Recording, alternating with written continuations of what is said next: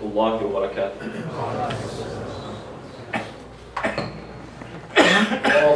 الله أكبر الله أكبر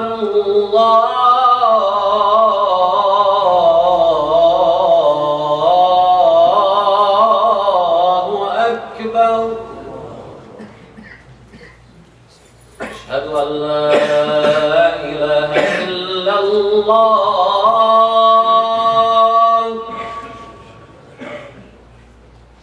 أشهد أن لا إله إلا الله. أشهد أن محمدا رسول الله.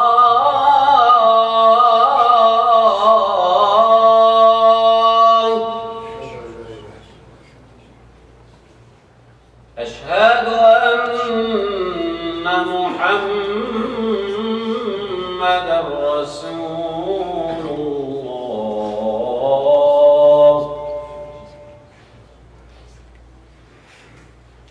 حي على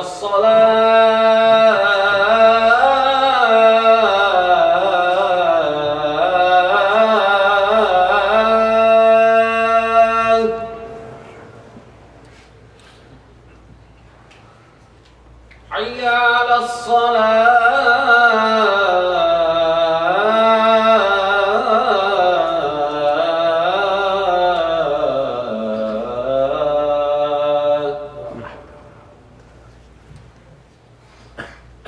حي على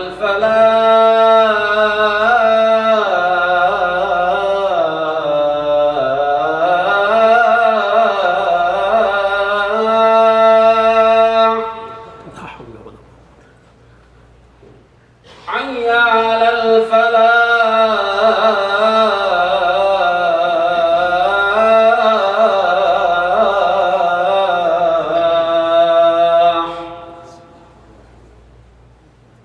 الله أكبر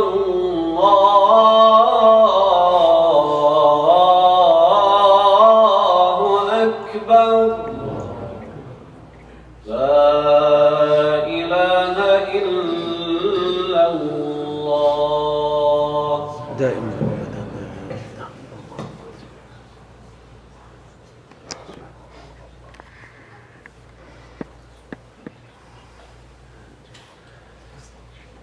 Can I have everyone, brothers and sisters, please just move up, move forward, fill in the gaps.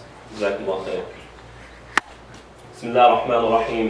إن الحمد لله نحمده تعالى ونستغفره ونستهديه ونعوذ بالله من شرور أنفسنا ومن سيئات أعمالنا.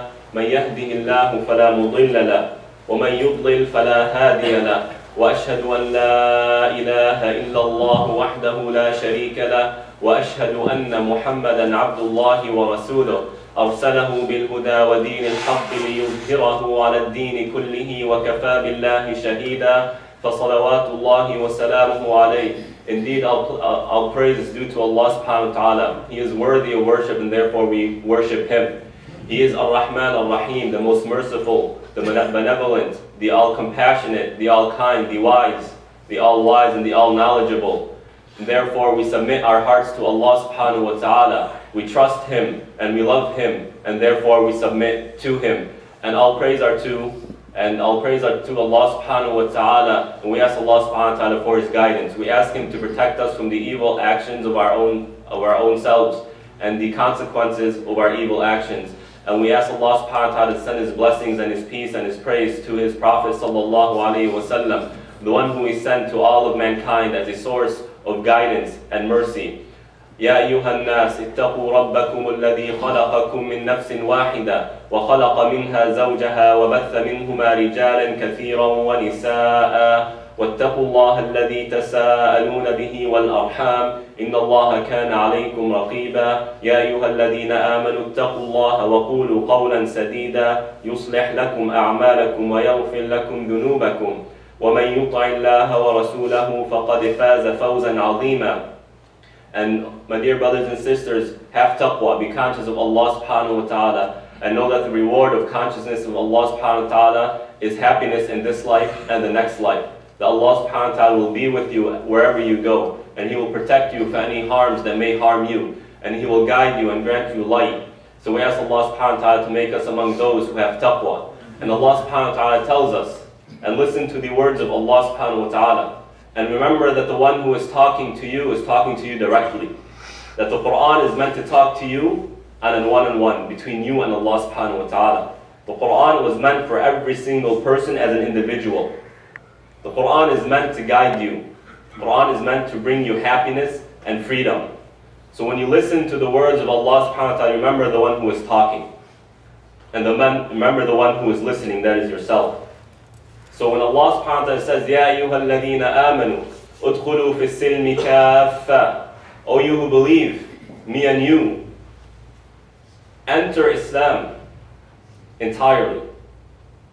Enter yourself entirely into Islam, into a state of submission to Allah subhanahu wa ta'ala. Enter your mind, your body, and your heart in submission to Allah subhanahu wa ta'ala. Why? Because Allah is Ar-Rahman Ar-Rahim. Because Allah subhanahu wa ta'ala is the merciful, Ar-Ra'uf, the kind, the compassionate. So when Allah subhanahu wa ta'ala tells you something, commands you to do something, it is because He is merciful and He wants mercy for you. What does Allah subhanahu wa ta'ala benefit from your obedience? And what does He lose from a person's disobedience? Absolutely nothing. And therefore He structured the religion to cater to your needs. But Allah subhanahu wa ta'ala knows, Wallahu ya'lam wa antum la ta'lamun. But Allah knows better, and our knowledge is very limited. And how many times do we think that something is right? This investment is the right investment. This is going to bring me happiness. This is the right choice, but it turns out to be wrong. Many times. Because we are humans and our knowledge is limited. And therefore we can only make choices based on the knowledge that we have. But Allah subhanahu wa ta'ala knows everything. And He is the all-wise. And therefore it is in our interest, our best benefit, to do what He tells us to do. Now I'm not saying that we don't try to understand, we don't ask questions. On the contrary, we do try and understand, and we do ask questions because that enhances our relationship with Allah subhanahu wa ta'ala. But that needs to be built off something important, something critical to our spirituality. And that is recognizing that it is in our best interest to submit to Allah because Allah is more merciful to us than we are to ourselves. And that Allah subhanahu wa ta'ala says, هَلْ جَزَاءُ الْإِحْسَانِ إِلَّا الْإِحْسَانِ, is not the reward of good except good. Therefore, if you do good, then you will find good. And whoever does bad will find bad. So my dear brothers and sisters, udkhulu fi silmi kaffa. Enter in a state of a submission to Allah subhanahu wa ta'ala, the one who is more merciful and loves you more than you love yourself. Enter into a state of submission that is entire, comprehensive to all aspects of your life. And today, 3 tools that the Quran highlights, 3 concepts that the Quran highlights to give you freedom, because Islam is freedom. The word Islam, as I mentioned in the past 2 khutbahs, and I will keep driving this point, Islam comes from the root salima, which means to be free from. And freedom is from al-Islam, and by submitting. So by submitting from Allah subhanahu wa ta'ala, you free yourselves, but sometimes we don't fully comprehend the wisdom of these tools. And therefore, we don't utilize them properly. Tool number 1, being attached to the next life. Because by being attached to the next life, there's always something to look forward to. When you are attached to the next life, you always have a purpose, a meaning. There's always a goal to be fulfilled. There's always something to do, and therefore you should never be bored. No matter what you are doing, who you are, where you are, what your capabilities are, what your skills are, there is something for you as an individual. There is something for you as a child. There is something for you as a parent. There is something for you as a sibling, as a citizen, as a person in this world. There's something for you to do, even if it's as simple as removing some dirt or some debris from the road because you don't want someone else to get hurt. In that is reward, in that is action, because you seek the next life. Your heart is attached to the next life, so what can really take you down in this world? No matter what happens, there's always something better.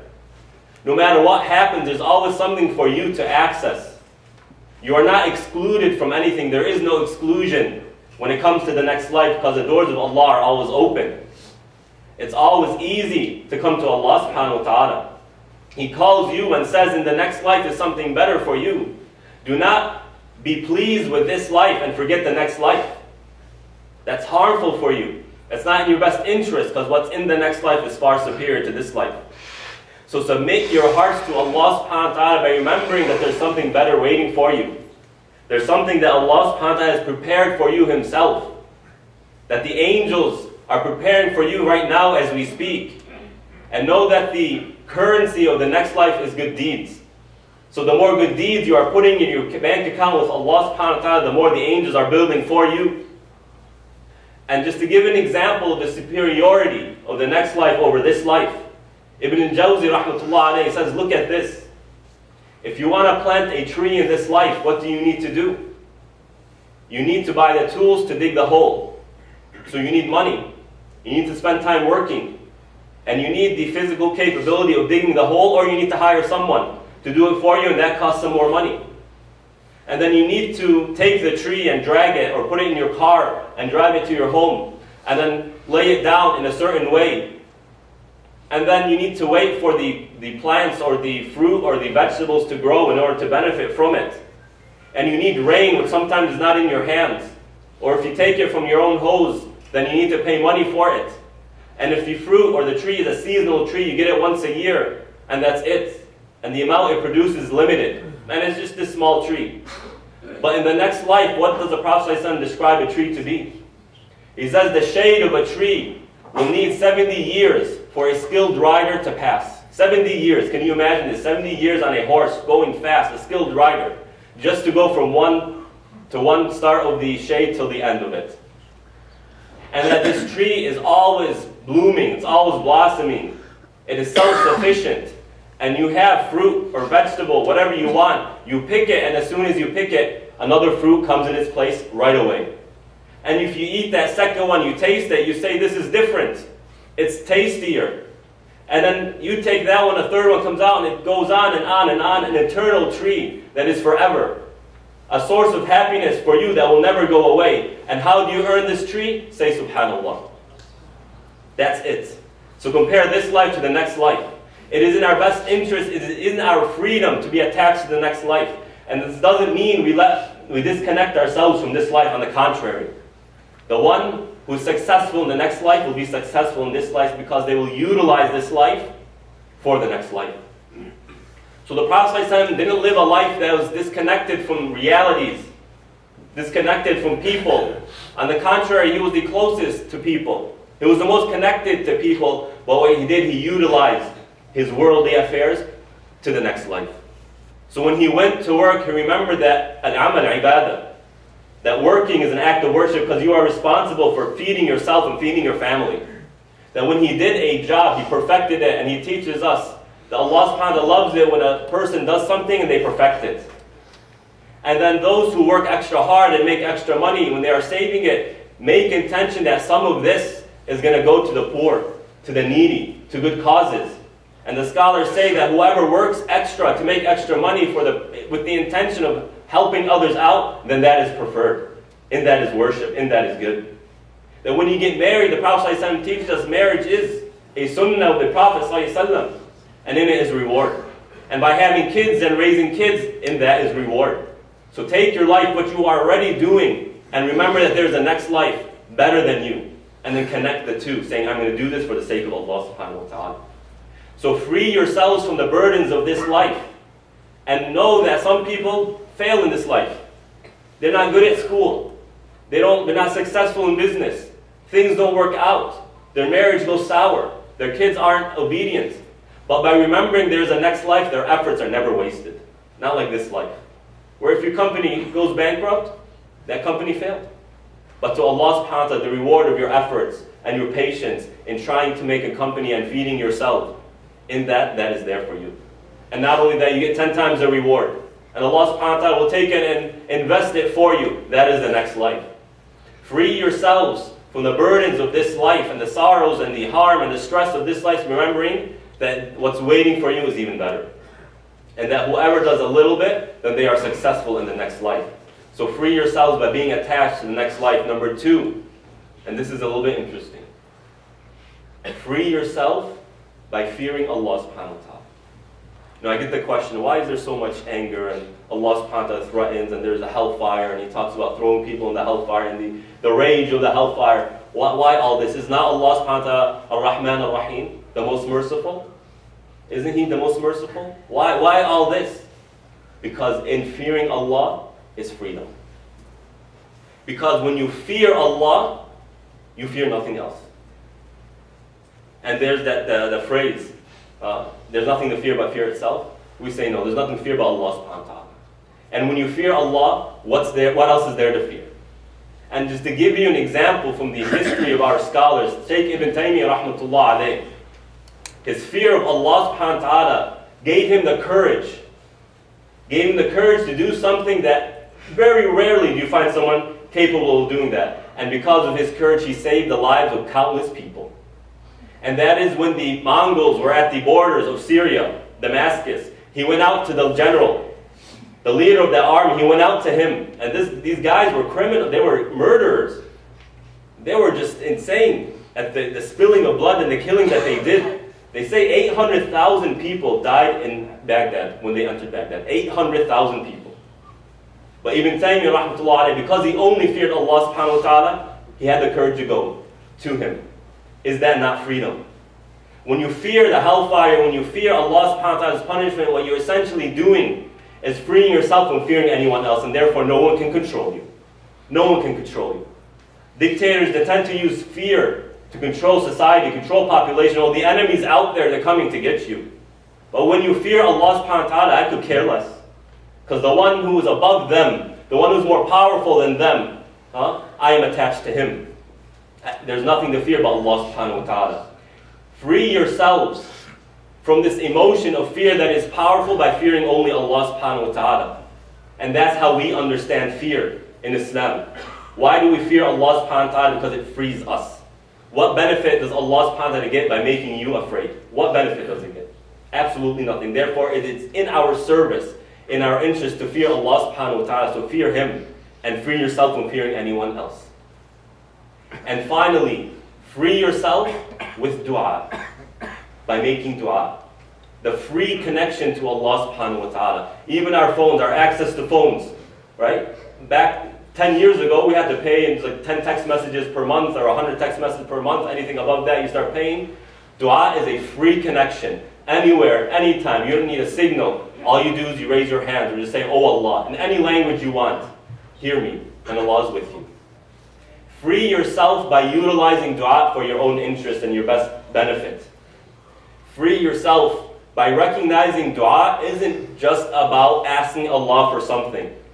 That dua isn't just about calling Allah when you are in need for something. Aisha radiallahu anha teaches us an important lesson.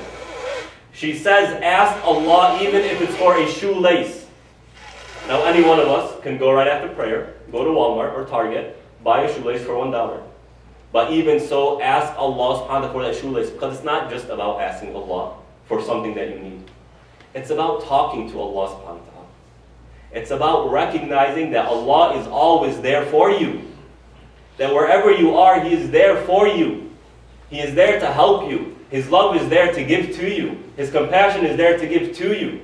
So whenever you feel stressed out, you feel burdened, you feel your heart isn't stable, put your head on the floor, pray 2 rak'ahs, put your head on the floor, make sujood and say, "Oh Allah, just hear me. Oh Allah, these are my problems, I complain to you." Be like Yaqub alayhi salam, who said, "Innama ashku bathi wa huzni ila Allah." Says, I complain. I tell my sorrows, I complain to Allah subhanahu wa ta'ala. وَأَعْلَمُ مِنَ اللَّهِ مَا لَا تَعْلَمُونَ. And I know something from Allah that you don't know.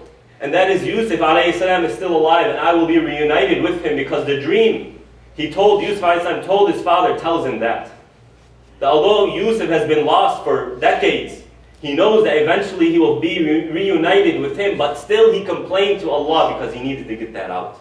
And what better counselor is there than Allah subhanahu wa ta'ala? So when you feel that, when you feel the stress, the burdens, the emotions overtaking you, remember that you find freedom from Allah, with Allah subhanahu wa ta'ala. So find freedom with Allah, my dear brothers and sisters. Utilize what Islam has given you, and know that Islam is for your own good. that by submitting to Allah subhanahu wa ta'ala, you free yourself. So enhance your knowledge, elevate who you are as a Muslim, and be proud of the word Islam and Muslim. As the Quran uses the word Muslim with pride. وَقُولُ اشْهَدُوا بِأَنَّا مُسْلِمُونَ. Bear witness that we are Muslims, submissive to Allah and Allah's servitude, and that is in our best interest. My dear brothers and sisters in Islam, utilize the next life. It's there for you. It is there for you. Say Subhanallah, Alhamdulillah, La ilaha illallah, Allahu Akbar. Right there and then 4 plants have been planted. And times that by 10, that makes it 40. 3 seconds, 4 seconds to say these, and look at the reward.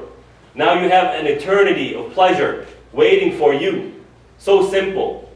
So don't let your mind, your body, your heart be so attached to this life to the point where you forget the next life. Remember, the next life is there for you. And that the next life is better, eternal, and this life is limited. Deal with the stress of this world, the loss of a loved one, the failure that you might feel, the problems that you might be going through. Remember that being patient is highly rewarded with Allah subhanahu wa ta'ala. Free yourself by remembering the next life is there for you. It is a reality. So work towards it. Remember that fear is supposed to work for you if you use it right. So fear Allah subhanahu wa ta'ala and stay away from sin, and know in doing that is your freedom. Free yourself from sin and don't let an exaggerated form of liberalism overtake your mind. Don't think that the more freedom, the more liberties you have to do whatever you want is actually freedom. No, on the contrary. It can enslave you.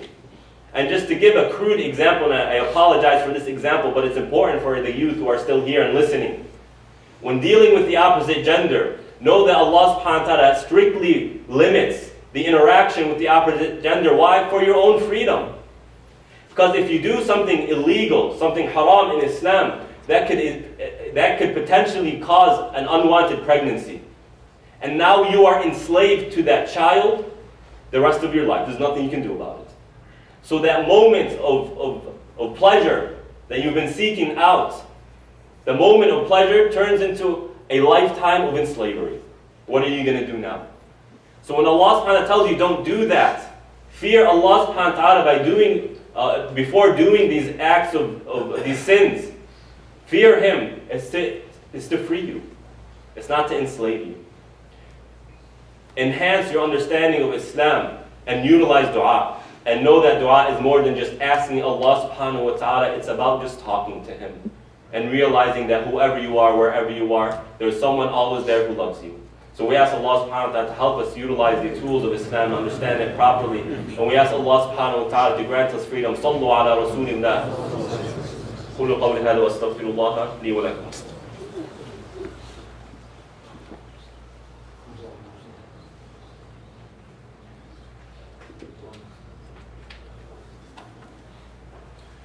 الحمد لله والصلاة والسلام على رسول الله وعلى آله وصحبه ومن والاه.